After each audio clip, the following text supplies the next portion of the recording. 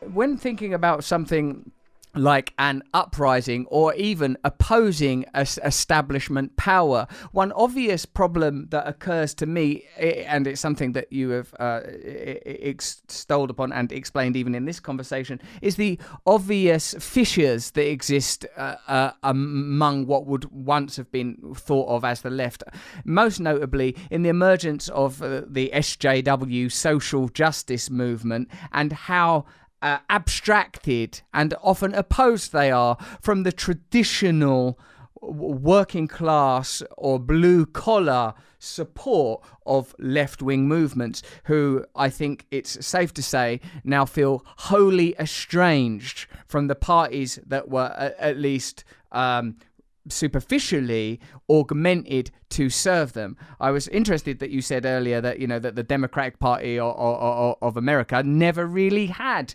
that agenda, and that the labor movement in this country was corrupted as early as the 1920s, because popular myth is that this sort of, the 1940s was a great moment for the Labour Party with the National Health Service, and that it wasn't until much later under Blair and under Clinton in the United States that the left lost its mojo, became castrated, and became a kind of as you say, an imitation of Republican or Conservative parties, respectively. Do you see there being the possibility of how would you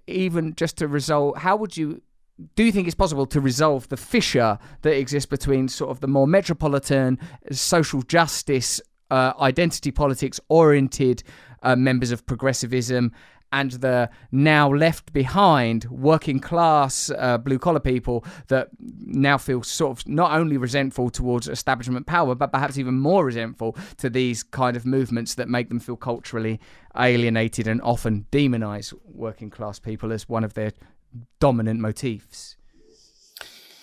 Were you to ask me that question 3 years ago, I would be a lot more optimistic than I am today. Because I saw, 3 years ago, exactly what you described was happening in the Labour Party under Corbyn. There was an emergent coalition between, urbanite, more liberal left-wingers, with people in the north of England who were far more traditional blue-collar workers or former blue-collar workers that worried about, the reproduction of their material life, a lot more than they worried about identity. But look at the way in which Corbyn was brought down, through the weaponization of identity politics, through a rather sordid campaign of disinformation and distortion, the whole business about Corbyn being an anti-Semite, or Sanders being a misogynist, which is what was started within the Democratic Party to find ways of creating discontent within the progressives supporting them. And they did it so successfully.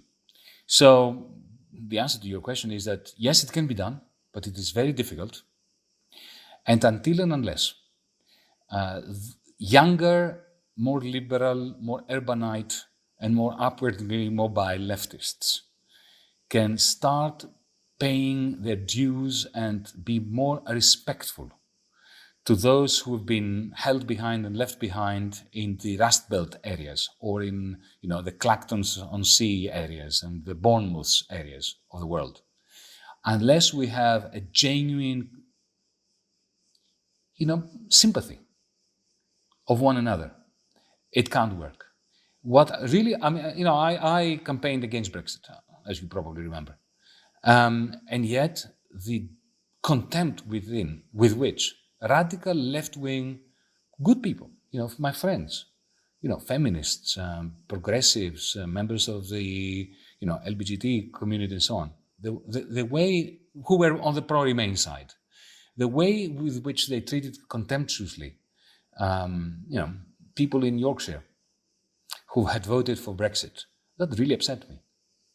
And I'm all for instance, bringing down the symbols of institutionalized racism, whether it is changing the name of Yale University or bringing down a statue in Bristol.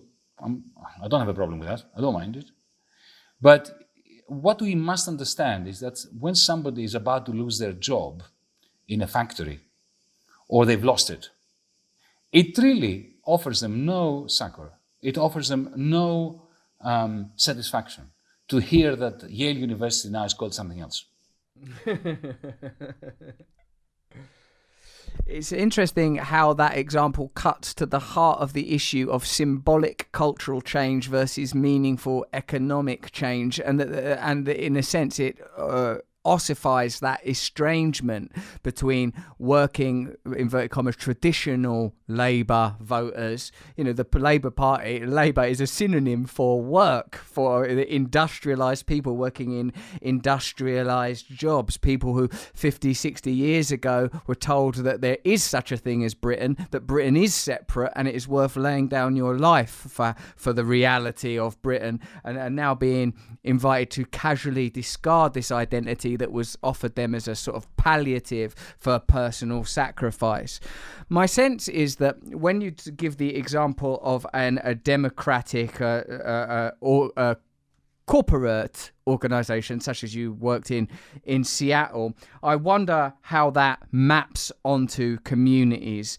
I wonder too, Yanis, about the plausibility and with some optimism and if I may be clear, excitement, the idea of standing on a political platform that you have begun to outline and clearly you elaborate on in your novel, of that where you can list a manifesto that includes the ending of share markets, the abolition of banks, the re-empowerment of communities, work-based and craft-based or economies, less time working, more time for families. That in a sense, a correlative of that would be the end of globalization.